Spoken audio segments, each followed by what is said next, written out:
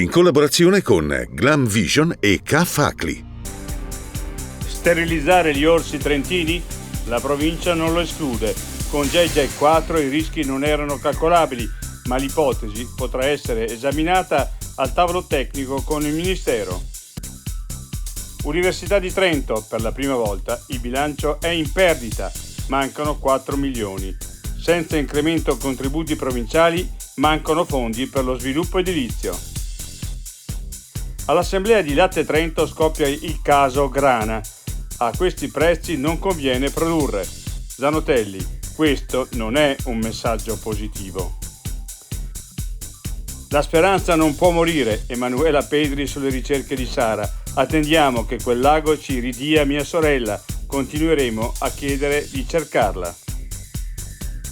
Dalla pista di Mario Kart di 64 metri quadri alla nuova tenda tetto per il campeggio, torna la Fiera del Tempo Libero di Bolzano. Angela, sono tornato. Come ogni anno!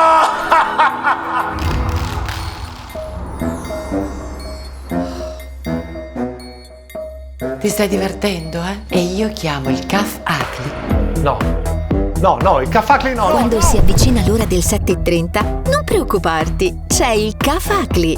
Veloci e affidabili come sempre. Prenota subito il tuo appuntamento su kfacli.it